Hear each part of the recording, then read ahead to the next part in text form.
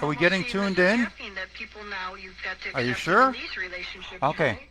I'll keep on trying to get tuned in a little bit better. Are you guys tuned in tonight?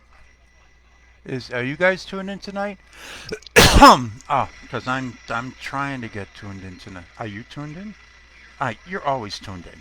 You're like a you're like a some weird drug thing. Okay. You're like some weird drug monster. That's what you are. Do you know that? Yeah, I know that. Okay, good. Okay. Wait. Darn it! I almost had it tuned in. Okay. Let's. Oh.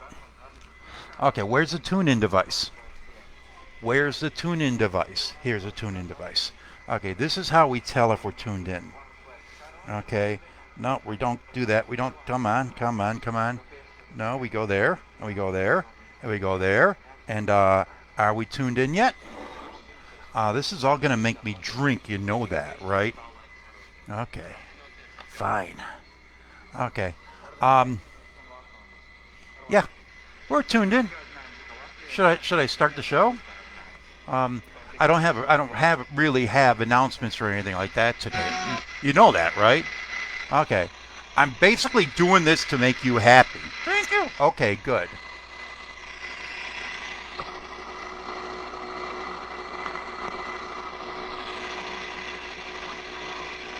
Are you tuned in yet?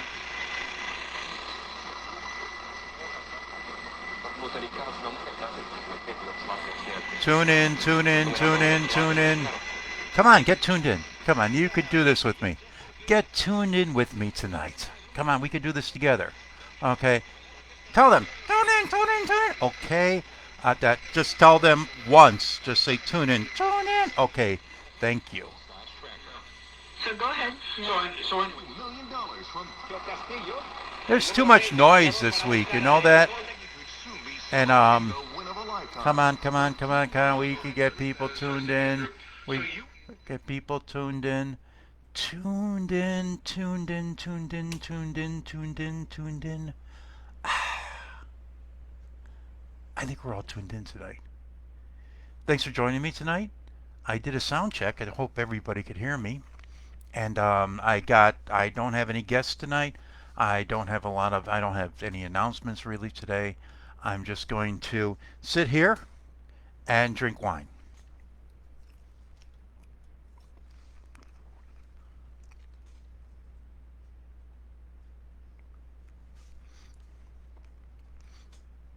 You too can drink wine.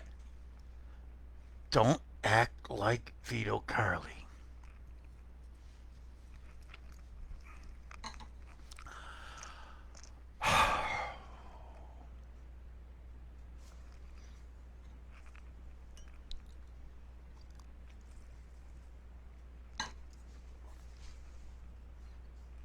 It's quiet, isn't it? Okay, okay. I tell you what. I'm gonna read some poetry, and is that okay? Okay, good. I'm gonna read some poetry for you guys, and anyways, and hi Kathleen. Thanks for tuning in. I'm gonna read some poetry that everybody heard before, and then answer any kind of questions you have about the poetry and stuff like that. And since this is like a new poetry venue, I've never done a feature here. I never done a real just poetry feature here, and I'm the feature tonight. So I'm gonna do Remember the Crosses that I do for the opening of every poetry venue that I go to for the first time. So is that okay? Boring. Okay, shut up. Um, anyways, I'm Dave Gecic. This is Puddin'head Press Live, and thanks for tuning in, everybody. And I'm just going to read some poetry tonight. It's been a long week, and I've been all over the place. It's hard to be an adventurer because when you're an adventurer, you got all this stuff that you have to do, and I I kind of have to kill my own dinner all the time. So I was out killing dinner this week. This is called Remember the Crosses. In the desert southwest, they use small white crosses by the roadside to mark the spot of a tragic death, a traffic accident, or someone who died of exposure. I'm sure driver education teachers scowl and point to the side of the road saying, remember the crosses. Here in the Midwest, we are less sentimental. The holes in our guardrails are repaired nearly overnight. There's an old woman at the Cactus Bar and Grill. She inhales deeply on her schnapps. Her life is, oh, you can see myself. I can see myself in the reflection. Her life is lonely and sad. She picks up her purse, slinging it over her shoulder, like it was a cross of Jesus Christ himself. She walks stiff-legged to the door, and her life is so tragic that little white crosses appear everywhere she goes, following her home and springing up like needles on the floor that she paces at night. Across that sad, dry country, there's so much misery that the very earth of the desert moans, finding a resonance on every roadside, which says the signal across the rest of the nation, which says, remember the crosses, making crosses appear throughout the land, like mushrooms on your lawn, bare one day, there the next. Everywhere there's a hint of tragedy. A little white cross springs from the earth, like Arlington National Cemetery, gone mad. I look, and I find myself surrounded by a sea of many crosses, the names, dates, places, all familiar to me. Echoing in my head, there is one phrase, remember the crosses. Although I close my eyes and ears, I hear, remember the crosses, and before me a shady and indistinct cross appears with my name and my date of birth written on it, waiting for me. I want to run away. I want to make this magical vision that allows me to see all the pain and suffering in the world fade away.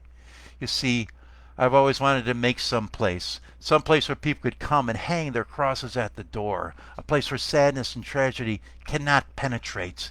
But this is something that I cannot do, for I was born in the Midwest, and in the Midwest we are less sentimental.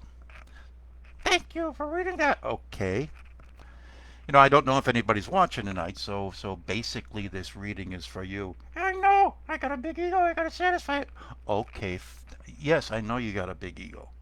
And ugly bird. You know, are you gonna be here all? I gotta do something really quick. Okay, Pinocchio. Keep him away from the radio, and I'm gonna really take care of him if he doesn't stay off the show. Okay, so that's gonna be that's your job is just to protect the radio. I got a question. Now I'm scared. The ugly bird has a question. What's your question? Well, I don't understand what the crosses are. He doesn't understand what the crosses are. Now, there's all these people watching us, and they understand what the crosses are, but you don't understand what the crosses are. No, what are the crosses? Crosses are a metaphor. Well, what if I was Jewish?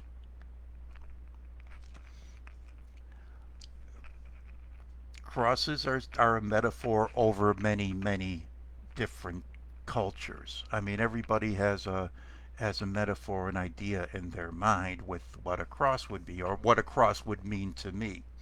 Well, is it all about you? All about me. It's my metaphor. Well, Jared said you're supposed to work on a poem and you're supposed to get your ideas across to the audience, and that's what you're supposed to do. You're not supposed to self-indulge yourself in the poem. But it's a common metaphor that everybody out in Facebook land could understand it.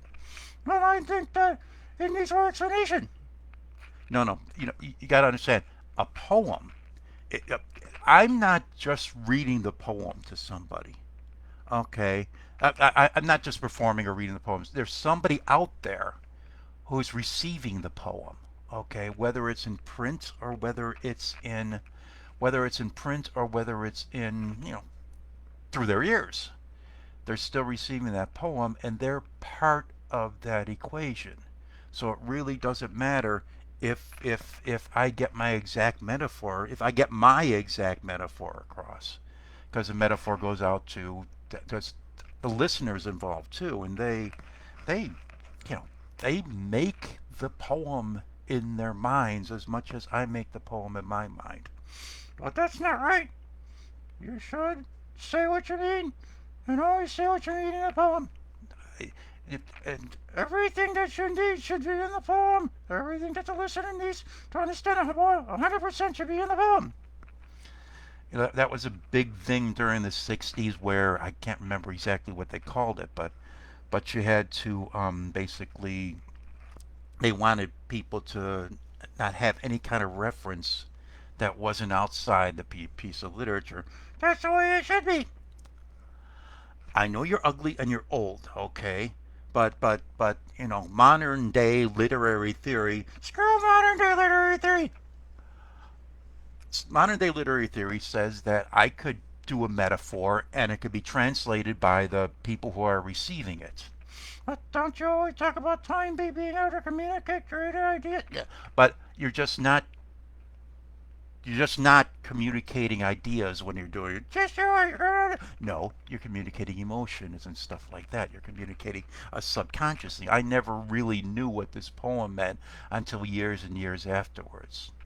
I should explain it a little bit better. Explain it a little bit. Okay, wait, okay. Now, now I do have another version of this poem. Will that make you happy? Yeah, you can do it right. You can do it. Okay. Dinosaur poem. I don't have any dinosaur poems. Dinosaur poem. I don't have any dinosaur poems for you. I'm gonna do this other version of Remember the Crosses. I'm gonna throw out this sheet of paper because you don't like that poem. You're a pretty nasty critic, don't you know that? Okay, this is called Remember the Crosses. I wrote it a couple years later, and I'll explain parts of it if that will make you happy. Okay. Um, Anyways, it's called Remember the Crosses, and I wrote it like 10 years after I wrote the original Crosses. And it goes, in the desert southwest,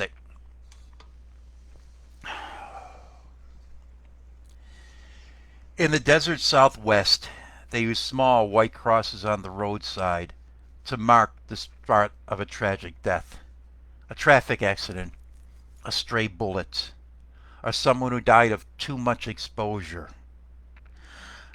I'm sure driver education teachers in our memories scowl and point to the side of the road saying, remember the crosses. Here in the Midwest, we are less sentimental, aren't we?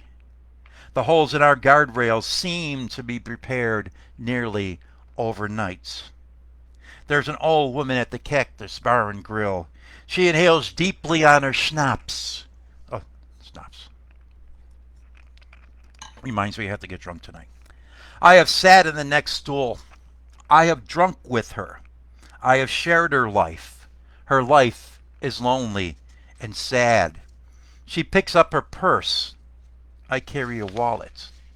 Sometimes it seems the only identity I have dwells there.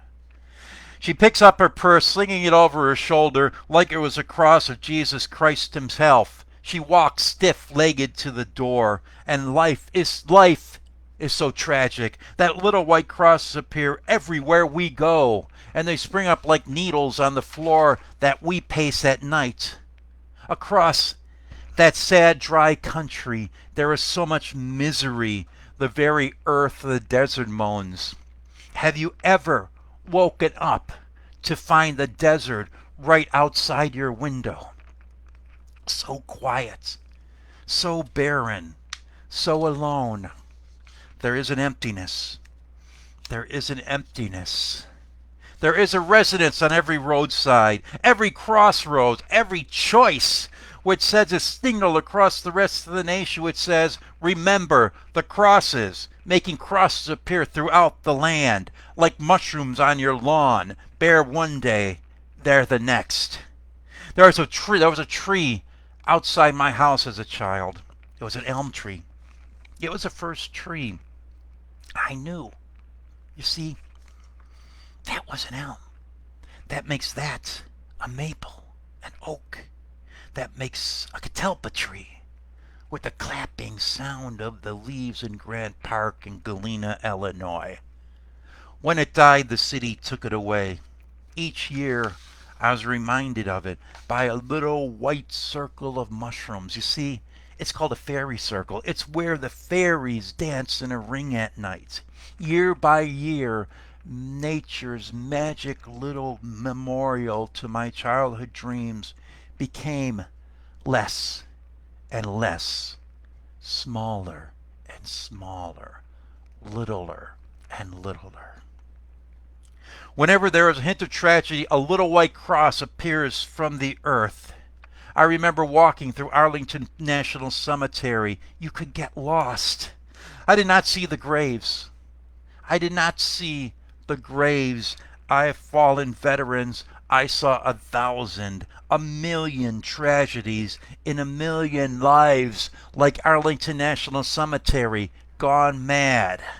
You see, everywhere shoulders stoop under the weight of the crosses they must bear, and I am surrounded by a sea of many crosses, the names, dates, places, all familiar to me, when you could finally read the writing on the crosses around you. When you could do that, it's one thing. But when you begin to understand what is written there, and what is written there is part of your life, it's an entirely other thing. I look around and I see people who worship or who have laid down their crosses as if they were personal religious icons or some sacred savior, some sacred lover. They have put down their crosses and given up walking up that hill and become crucified where they're at. I have raised final crosses over fallen comrades and released their crosses with trembling hands, wondering if their memory can stand on its own without me. The poet is dead, and everyone turns to me and asks, what are we to do now? What I do is I etch another line in my cross. Jesus only had one word in his cross. It was a big and powerful word. Okay, it was translated into 4 different languages, and it just had to think about it, but whatever. I have 1,000 tiny lines etched in my cross. But those tiny lines, you see, those tiny lines that are etched in my cross, that are probably etched in your cross, those tiny little lines, they still add up to a sum of something. Your tragedies and the lines in your cross and the meanings of your little crosses are not inconsequential. Echoing in my head, there is one phrase, remember the crosses, and before me a shady and more distinct cross appears with my every year, more distinct every year with my name and date of birth written on it.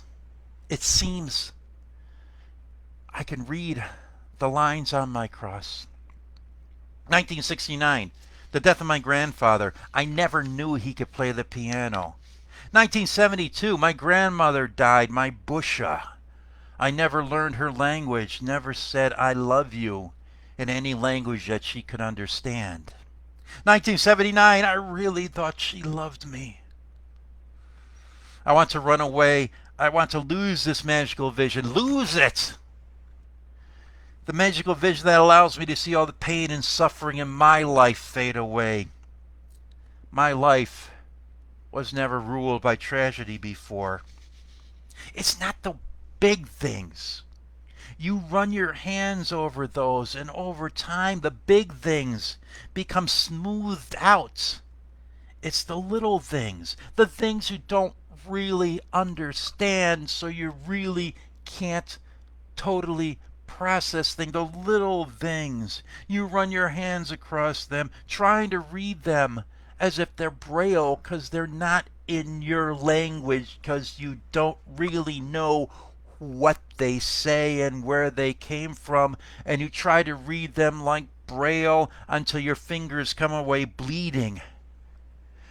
And I really thought she loved me. I've always wanted to make some place where people could come and hang their crosses at the door. A place where tragedy, a place where my tragedy and my sadness cannot penetrate. But this is something I learned through life that I cannot do. For I was born in the Midwest, and in the Midwest I have learned that I must be less sentimental. I know what you're thinking. How can you possibly know what I'm thinking? It's a lot easier for me to know what you're thinking than you probably think it is. I bet you don't know what I'm thinking now. I actually do know what you're thinking now. You're thinking about that line in the poem that said, "All the poet is dead, and the poets turn to me and say, 'What are we to do now?'" Um, when Frank Bonomo died, it was a big tragedy to me. Frank and I, we were years apart, but we went to the same college. And Frank Bonomo and I shared the same birthday. Didn't know that. Okay, I know you didn't know that because you got a brain that's like that big. And at Frank's funeral, um, JJ and a couple of other, there was a dozen poets there. And JJ and a couple other poets are like, "You got to do Remember the Crosses. You got to do Remember the Crosses. It'll be great. It'll be great. You got to do Remember the Crosses." And I'm listening to the people with their heartfelt, non-poetic remembrances of Frank Bonomo, who was shot by a stray bullet on the corner of Wood and Chicago Avenue with his brand new girlfriend of a couple weeks, and she was a nurse and she couldn't do anything to save his life because Frank Bonomo, the good man, he was shot by a guy driving around on his bicycle shooting a pistol. That guy's name was Guerrera. That guy's name was War. So a good man was shot by War. And I just couldn't read anything at Frank's funeral. I know that I would over emote and I would like kind of in sort of be in invalidate a lot of other people's um, feelings. And what happened was after everybody was like kind of mad at me because I didn't do that, and then we were trying to decide what we're going to do afterwards. I had driven a whole bunch of people, and JJ and Effie turned to me and they go, "Well, what are we doing now?" Because the family had invited us out for a meal. And I said, "What are we doing now?" And I said, "Well, I was going to go back to work." And they said, what are we doing now?" And it became like, "You decide what we're going to do. We're going to put this on your shoulders. Okay, we're going to put this cross on your shoulder where you're going to decide whether we're going to grieve our dead friend with his family or whether we're going to just all dismiss ourselves and go home." And I had to say, well, what I want to be alone with my grief, but I have to go and be with everybody else, and I have to help them carry their crosses because of Frank's death. And I try to remember people like Frank, people like Lawrence Tyler, people like Richard Kalish, people like John Dixon up there. And I always wonder if they if they have strong enough poetic lives that they could stand on their own without me, whether I can let go of their cross and whether their cross is steady enough that people will remember their work. And wow, that's a good image. I could like hey, I can squeeze my food right. Okay, but anyways, people could remember. People will remember them without somebody there being their bulldog pushing them over the face. Um, yeah, JJ. Yeah, Kathleen, JJ. I found out I was called by Mike Penway called me about Frank. He said he just saw it on the news, and then I talked to JJ about it. And then I could talk about this guy because he's dead now. When when Frank died, I felt terrible, and I was sitting at home and just moping. Okay, and what happened was Lawrence and another poet showed up. You know, not quite smiles, but they're like, "Let's go out and get something to eat. Let's go get some coffee. Let's distract ourselves from what's going on." And I said, "No, I'm just going to stay home because I feel bad. Just let me be alone with my feelings." And then a little while later, my doorbell rings and it's Bob Trumbello. Ding dong! It's Bob, and his face is lying down to the floor. Hi, what are we gonna do? And I went and got my jacket and went and had coffee with Bob. And we sat in the coffee house for 2 hours, just a restaurant for 2 hours, just drinking coffee. And then I get a phone call because I was one of the few people with cell phones then. I get a phone call and it's JJ. Where are ya? Like, oh, we're at this restaurant in Forest Park. I'll be there in a minute. And he drives out to Forest Park, and me, JJ, and Bob sat there and drank, and not drank coffee. Frank was a drug counselor. In case if any of you didn't know that, Frank was a drug counselor. He used to help women who just got out of the prison, and who just got out of the prison. He used to counsel them on drug problems, and and at the time Bob was drinking a lot. And to your memory, Bob, to your memory, Lawrence, to your memory, Frank, um, and Bob was drinking a lot, and Bob wanted to talk to Frank about it. But then Lawrence had this emotional breakdown. I had to talk to Frank about it. And why am I telling you all this? Because this is secret stuff that I'm talking about, all the secrets of dead people. And Bob wanted to talk to Frank about his drug use and about his alcohol use, and that didn't work. It was boom, Frank was gone. But that's what that line in that poem is about. That's the people turning to me and saying, "What would we do?" That's the thing about the crosses not being able to hang. And yes, Frank was not my brother. Frank was not my official brother. Frank was a really close friend of mine.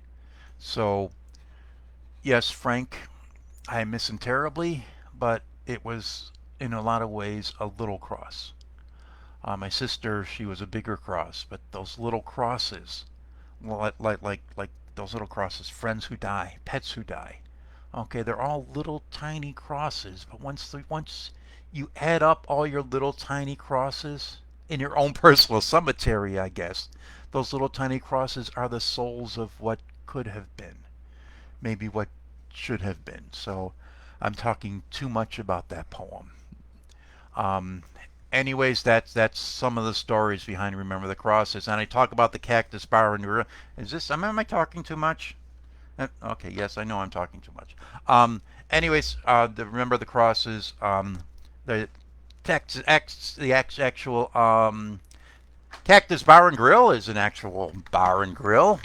It's in Arizona, and they've torn it down. The walls were made out of saguaro cactuses. But now we're going to go and we're going to say, oh, let's do a geography poem. Let's do a geography poem. An ugly bird?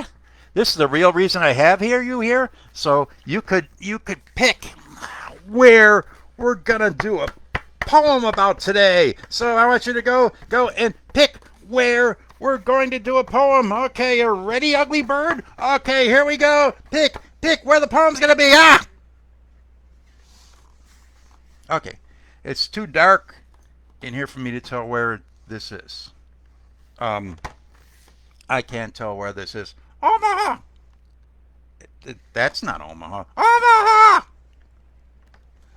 This is not Omaha!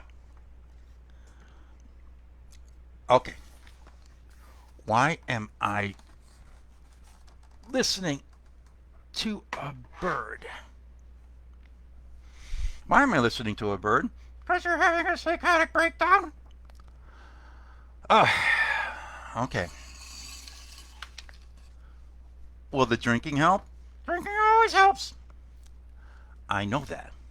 But, I mean, will it help tomorrow? Drinking always helps. Okay, I'll drink as long as you say I could drink. You must be like a doctor. And no, go away. Go away. I'll read Omaha for you. Will that make you happy? Nothing ever makes me happy. Because you're an ugly, miserable bird. That's right. Okay, this is called Omaha. Oh, Omaha, I love you for your plainness. I once knew a girl from Omaha. She was exotic, exciting, and somehow sexy in her simplicity. She was one of your lost children. I saw that girl the other day. She did not seem that simple anymore. Oh, Omaha, I love you for your black and whiteness. Oh, Omaha, I love the way your lights shine at night with no pretense or apology. I love how ugly you are and do not apologize for. Oh, Omaha, I love you because I have not shared your tastes, likes, or dislikes. And oh, Omaha, I love you because I can no longer enjoy the simple things that you are. It's not that simple anymore, and I am caught in the middle. It's not that simple anymore, and I really can't enjoy the simple things and the simple life that used to be. Oh, Omaha, I remember what I once was and think of what you could have been to me. You see, all this indecision in my life, it's such a waste of time. I can't really take it anymore. You see, it's only Omaha, and it's left or right, and it's black or white, and there's no shades of sadness and happiness in between in anything that you do. It's only Omaha. It either is or it isn't. It's either on or off. You turn the light on. You turn the light off. And you really can't put dimmer switches in your life. It's only Omaha. And you see, indecision does not exist here. It's either on or off. It's either left or right. It's either dark or bright. Oh, Omaha, I will not let measure out my life in coffee spoons. I will not debate eating a peach. I will swallow it or I will spit it out. I will digest it or I will shit it out. Those are the rules. It's only Omaha. The air is so clear here. Don't dim the lights for the neighbors. Don't dim the lights for anybody. It's pretty simple. It's black or white. They don't paint things gray in Omaha. Take it or leave it. Ambiguity has no place in that town. But tonight, oh Omaha, tonight, I am only on your outskirts. There is a stop sign, and I come to a rolling stop. And oh, Omaha, tonight I want to run your yellow lights. That really wasn't Omaha. That was like Monaco on that map, you know. What? Did you know that? Okay, I know you know that. How can you know what I know? I know everything that you know. I could read your mind. You did notice the line in there by one of my favorite bestest poet buddies, T.S. Eliot. That's what I got the mermaid thing for. I'll allude to the mermaid in a later poem. I'm not going to be on her all night. Uh, I'm not going to be here all night. That's a good thing. Okay. The sooner you get out the air, the better. You got to fly? Is that what you're going to say? I got to fly. Okay. Okay. You too can fly. Um, I think that no, we don't want this to happen. Postpone 1 hour. You know, I don't even know what my computer's sending me messages. My computer's talking. God darn it! Everybody's talking at me. I can't hear a word they're saying. Okay, actually, guys, I can't hear a word you're saying because I can't see the comment feed anymore. So I apologize for that. It's one of the weird quirks of Facebook Live. But anyways, but no, T.S. Eliot's love song of J. Alfred Prufrock is probably one of the best poems I know of, and it's a poem that has really influenced me over the years, and I'm kind of old enough to understand it now. At one time when I first read it, it's like, this is a weird poem. Do you know what I mean? No, not really. I didn't think you did. Did you ever read any T.S. Eliot? No, of course not. Okay. Who's your favorite poet? Vito Carly. You too can be a good poet as Vito Carly. you're for the birds, you know that? No, no, no, no. Um. Anyways, what are we gonna do now? I want a bird poem. Bird poem. I don't have any nice bird poems. Bird poem. I don't have any good bird poems. That girl, Christine, that poet, Christine Sonberg, that really nice lady, she has all kind of bird poems. I should get her and run my own show and have her featured on my own show. You can't have a Facebook Live show. You too can't have. Everybody wants to get in on the act. So I'm just going to read some more poems. I can't, sorry if anybody has said anything. I can see what you're saying.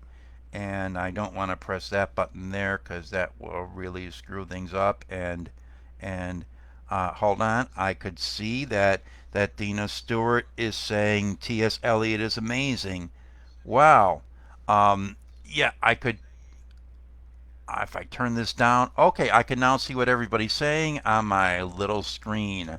I usually have multiple screens going on because everybody wants to get in on the show somehow, and sometimes you have to like do stuff to keep people away and threaten their very existence if they don't get off the show. That's what you have to do sometimes. Um, I'm gonna do Siamese Twin.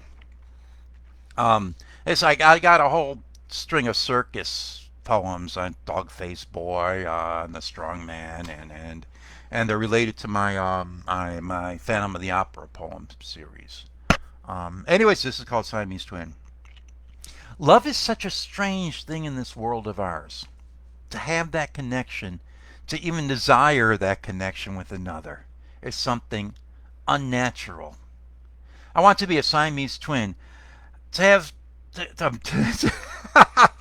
connected at the hip with someone, or sharing some vital organ, perhaps a heart. Now that would be a different experience. I want to be a Siamese twin, give myself a reason to be dependable, give someone a reason to be civil, be close to me, and wake in the morning at my side. I want to be a Siamese twin. I don't care who stares anymore. A monster, malformed, deformed, and unnaturally happy. That was Siamese Twin. A Siamese Twin.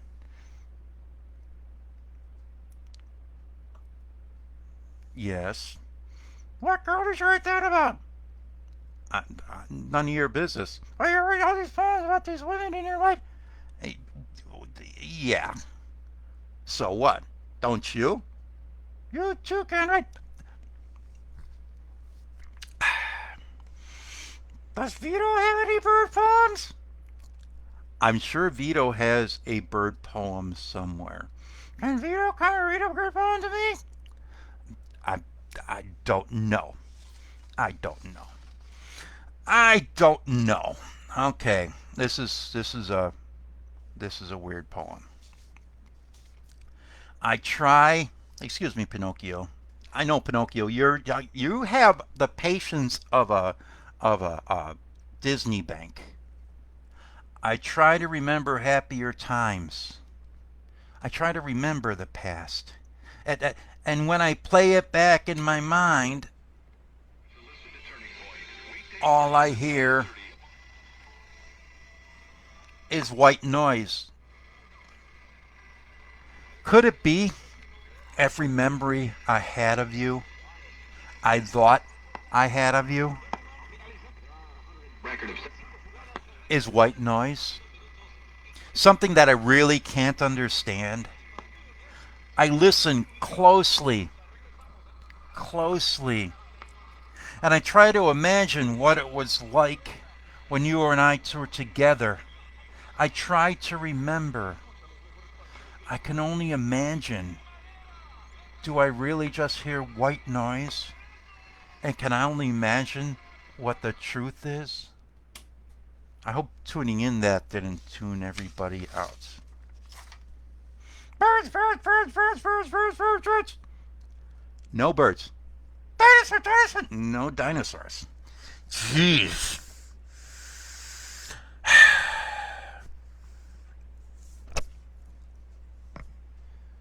There is a ghost in the hollow of my chest. He speaks to me sometimes. He repeats words that I have said in anger, words that I have said in strange fits of rage. I can hear him speaking now. He is angry tonight, but I am not listening. I have a ghost sense that allows me to trace your outline with my fingertips. I remember there's something there, but I cannot really feel it. Birds, birds, birds, birds, birds, birds. You're for the birds. All your life you haven't read one bird poem? I think I've written 2 bird poems. Oh, can't you do the bird poems? And how come you don't have Omaha? Omaha, the poem? Yes, I know the poem. How come you don't have it memorized? You know, there's 1,000 poets out there in this city, and they don't memorize anything. And you're criticizing me with a brain that's this big that you don't know, what. Okay, here's a bird poem, especially for you, okay? Okay. It's like a haiku. Do you know what a haiku is? A short, stupid poem. No. Okay, here's a bird haiku for you. Are you ready? Okay. The dog follows the bird. I follow the dog. I have the gun. Does that make you happy?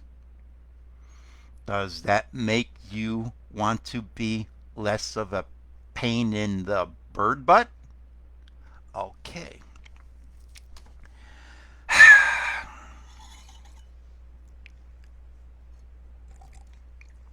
Mr. Cleary, thanks for watching. Um, this is a poem called The Cowbird, about a very mean, ugly bird. The cowbird is an evil beast. The cowbird is a bird, and it flies around and it goes moo moo or something like that. It sounds like a cow. It doesn't eat cows, but it sounds like a cow. And a lot of people, a lot of farmers, like they run out to their barn when there's a cowbird around and they try to go milk the bird. But no, the cowbird is called a nest parasite. What they do is they lay their eggs in another bird's nest, and then they like destroy the other birds, and the cowbird baby takes over. That's one of your people. You know that, don't you? Okay. Um, anyways, this is called the cowbird. The cowbird is an evil beast. He lays his eggs in nests of others. The egg hatches quickly, and the newborn bird forces the others from the nest. One by one, the invader becomes the only one remaining in the nest. Its parents its prisoner. They run themselves ragged, feeding an offspring, which is they think is their own. Will I someday look down from my nest to see the eggs that I have so carefully nurtured lying broken on the ground? My offspring with their necks broken as they fell to their death. The time for sitting has come to an end. It is time for a new birth. Tap, tap, tap, tap. How can I know if what I have cared for so long is really my own? Tap, tap, tap, tap. The shell begins to crack, and I can only dream of what nightmares may emerge. So that was what your people do to one another. You know that birds are very mean to one another sometimes. You do know that. Yeah. Okay, you know that you're pretty mean sometimes too. You too can be mean. Yes, I could be mean, especially to you, because you deserve to be mean that. Do you understand that? I'm the most charming bird that you've ever seen. Okay, and there's another problem here. And there's just one way to take care of this other problem. And I don't think I need to do anything else besides this. And then we go, okay, okay. Yes, we humans, we hunt birds. We kill them. You know, you get old sometimes and you think more and more about T.S. Eliot. And you think about T.S. Eliot and you think about the mermaids singing. And you think about walking along the beach. You think about eating peaches. You think about rolling your trousers. You think about all that kind of stuff as you read through Proofrock.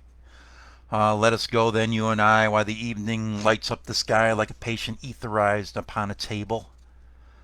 So I wrote this. I wrote this a couple years ago, and it's actually not as depressing as you might think. Mm. Okay, this is a nice. This is a Cabernet. I'm drinking light today. Um, I feel it even now. A slight caress of my ankles. Tiny fingers. See, you can let things wash over you sometimes, but the undertow keeps calling you forward. The undertow is usually stronger, and it draws me in your direction. I could drown in your ocean, linger in the chambers of your sea, and I shall call this place Omaha Beach. I shall not wear my trousers rolled. I will walk along your beach and bravely eat a peach. You see, I have heard the mermaids singing, and I think they will sing for me. And with a simple word for you, from you, I could drown. Okay, what time is it?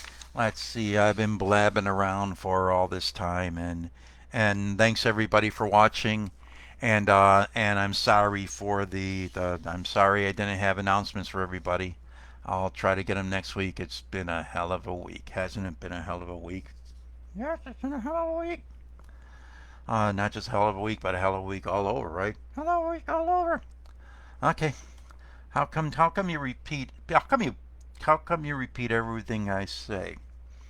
I'm acting like a parrot, but I'm really a toucan. Okay. You toucan? Okay. Um anyways,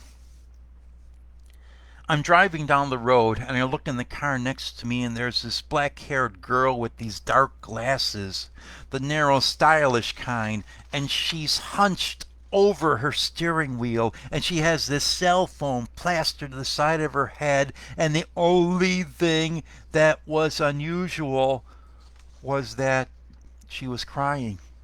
I don't think I would have noticed it if it wasn't for the black lines of mascara tears that were running across her face, and I could just hear how whiny her voice was. She was trying to talk through those tears, and I could only imagine the conversation. She says, "But I love you. But I didn't know they were sick. But I worked there for 20 years. But she can't be in trouble. But I love you." I could only imagine what those words were. I can never know. We are two cars passing in traffic. We are not human beings. She cannot stop to cry. What is about us that makes us unable to pull to the side of the road to cry? And I'm just a voyeur.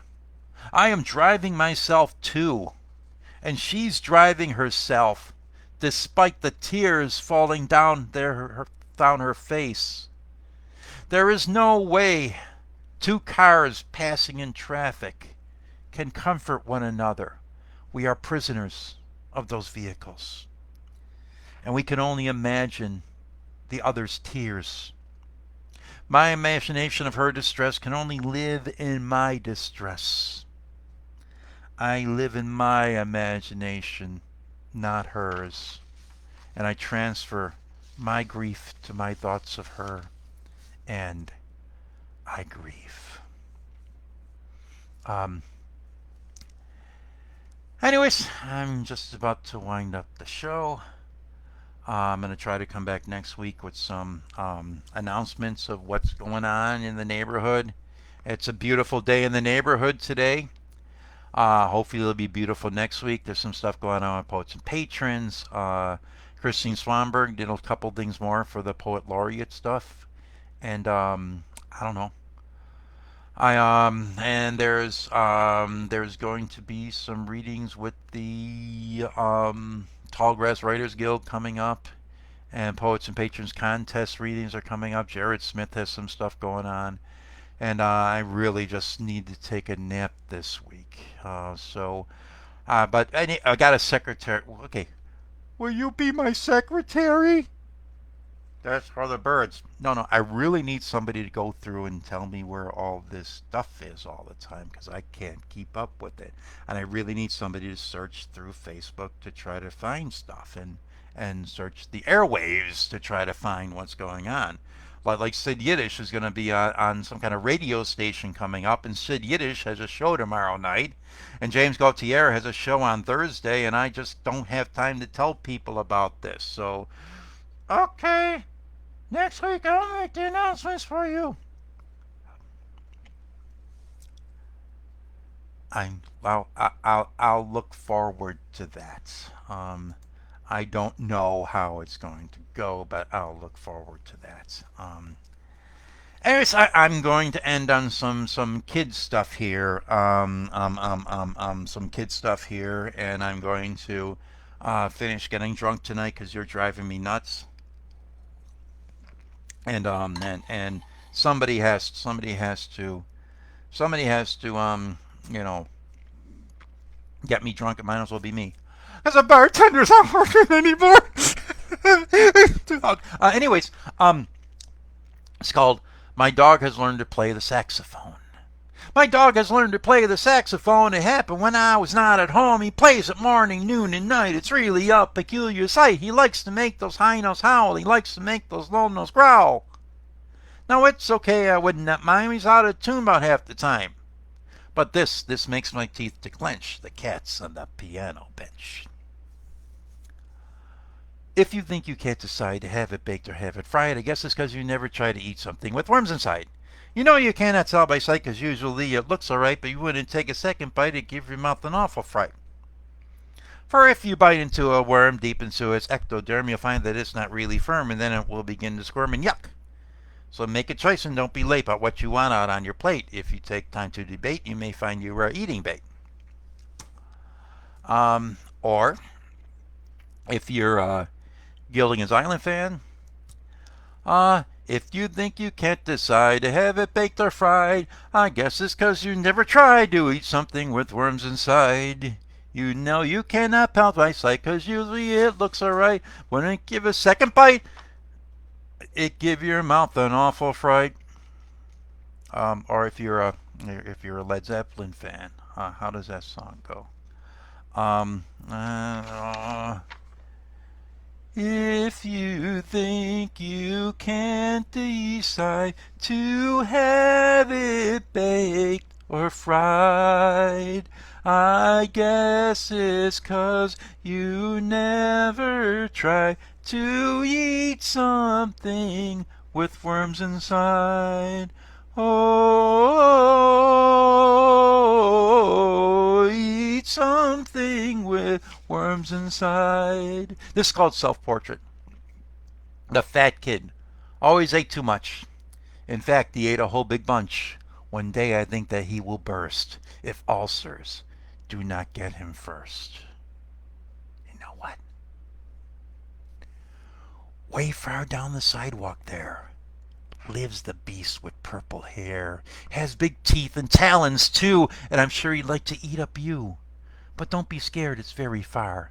Too far for your mother's car. Me, of course, I went there twice, riding on some magic mice. These mice, why, they have mostly lice, especially when cooked on ice. And these were mice you couldn't see. Pretty strange for a boy like me. But wait, I forgot about the purple beast. Man, he had a hearty feast of boys and girls and adults too, cooked up in a creamy stew. How did I escape, you ask? Well, I am smart and quick and fast. Just before I was a cook, I squeezed into her cranny nook. What's a cranny nook, you may ask? Well, finding one was quite a task. Just before I was to cook, I squeezed into her cranny nook, and the beastie stupidly mistook my struggling in that out as mice. So I thought, oh, how nice. So I crept up and I hit him from behind. I was not being very kind. That is when at last I knew the beastie was made of purple goo. When I hit him on the head, he oozed onto the floor, quite dead. Okay, you could say it. Yuck! See, everyone had been too scared of the big sharp teeth he bared that no one ever faced him strong. They couldn't keep their courage long. Then I freed the girls and guys. They thanked me with grateful sighs. One kid named Lou? Why, he was an gnome! So I let him lead the children home. I double checked. The beast was dead. So I went home and went to bed. So I'm not going to go to bed yet, but soon, because I want to do another 4.5 minutes of the show. So 4.5. What am I going to do for 4.5 minutes? Talk to you? Oh, that'd be nice. You never talk to me during the week, only during this thing. I talk to myself all the time. Why don't you talk to me? No, no, no, no, no. Um. Okay. If you should cross the swampy bogs over quicksand and fallen logs, you'll find where the mugwugs hide the hollow trees they live inside. You better not go near their trap, for they'll close their jaws shut with a snap. But if you don't get caught at all, and you can find their treasure haul, you can steal the mugwug's treasure. You can lead a life of leisure, and with all the gold you keep, you can make a bed and fall asleep. Um, we got we got we got 2.5 minutes left. I can't end the show early because the sponsors are going to get all upset. This show is sponsored by the Puddin'head Press. Please go to our website, puddin'headpress.com, and buy a book. Or go to our website through our Facebook feed, Facebook site, which is thepuddin'headpress.com. Also, if you'd like to visit us on Amazon, look for our store under The Puddin'head Press on Amazon.com and buy a used book. But we've been closed down the used books because we've been insanely busy and we haven't been in the state and all kind of stuff like that. Right? Okay.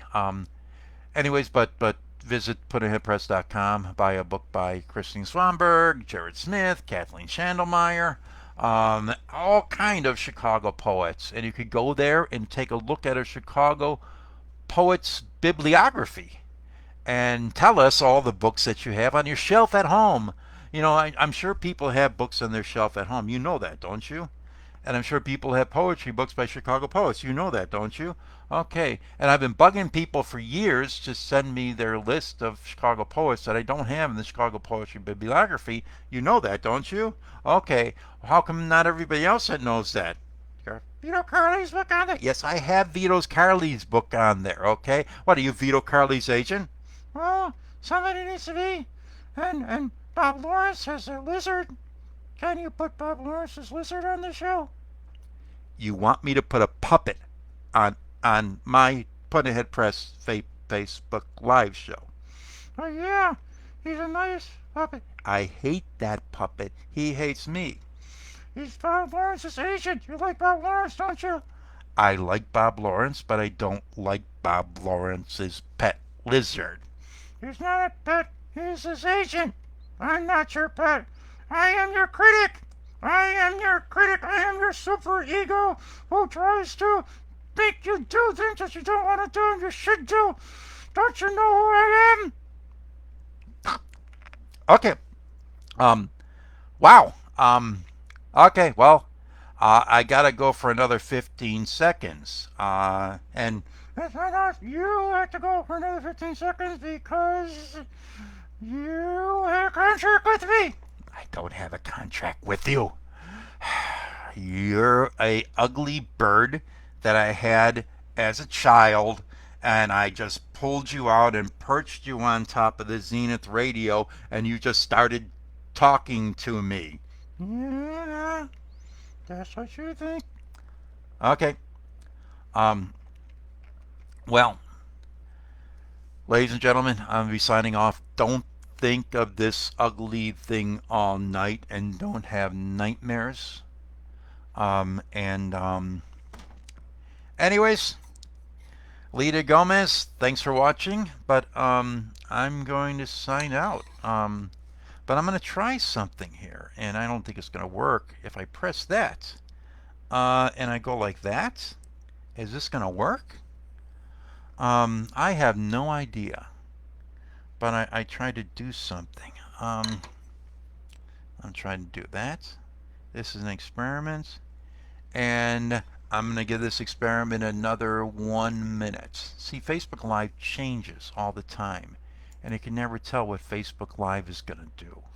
And Facebook Live just sent me the strange message over here, and I don't know if it's going to work or not. It never worked for me before, but Facebook is a very strange thing. Um, no, Lydia, you could rewatch this. I mean, it's going to be up for a little while, and um, and Lydia Gomez is a big fan of ours. Did you know that? Never heard of her. Lydia Gomez is a Chicago poet. I never heard of her. Okay. How many Chicago poets have you heard of? John Dixon, Kristen Schamberg, and View Curly. Look, you too can be a Chicago poet. Okay. Uh, Lydia Gomez is a Chicago poet who I just haven't seen for a long time, but she watches watches me on Facebook Live. Well, now she can watch my show. Okay, you don't have a show on Facebook Live. You're on my show. You too can have a show. Okay, fine. Um, maybe I'll bring you back next week. I don't know. Pinocchio, you're falling over. Okay. Um, I got tons of work to do, guys. I'm going to go and do some of it. And I want to thank everybody for watching. And I should be back next Monday. I'm going to South Bend sometime soon. I was just going out and like doing some like adventuring this weekend. Anyways, have a nice night. It's 8:30 in Chicago. I might have to take a little tiny dog out for a walk. Have a nice night. And thanks for tuning in. Bye bye, everybody. Yes, I want to end this video.